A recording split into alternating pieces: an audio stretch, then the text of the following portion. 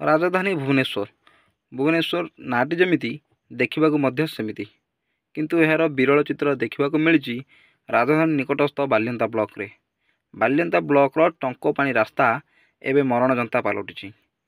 ଆପଣ ଦେଖିପାରୁଥିବେ ଏଇ ଯେଉଁ ଦୃଶ୍ୟ, ମୋଟର ସାଇକେଲ ହେଉ କିମ୍ବା କାର ହେଉ କିମ୍ବା ସାଧାରଣ ସାଇକେଲ ଚଲାଳିଟେ ହେଉ, କେଉଁଭଳି ଭାବରେ ନିଜ ଜୀବନକୁ ବିପଦପୂର୍ଣ୍ଣ ଅବସ୍ଥାରେ ଏ ରାସ୍ତାରେ ଯାତାୟାତ କରିବ ତାହା ଦେଖିପାରୁଥିବେ। এই ରାସ୍ତା କିଭଳି ଭାବେ ଯାତ୍ରୀମାନଙ୍କ ପାଇଁ ଅତି ବିପଦପୂର୍ଣ୍ଣ ସଜାଇଛି। ଏ ରାସ୍ତା ପ୍ରଶାସନ ଆଖିରେ କେବେ ପଡ଼ିବ, ଏହି ରାସ୍ତାକୁ କେବେ ମରାମତି କରାଯିବ, ଏ ରାସ୍ତାର ଡ୍ରେନେଜ ସୁବିଧା କେବେ କରାଯିବ ତାହା ଦେଖିବାକୁ ବାକି ରହିଲା।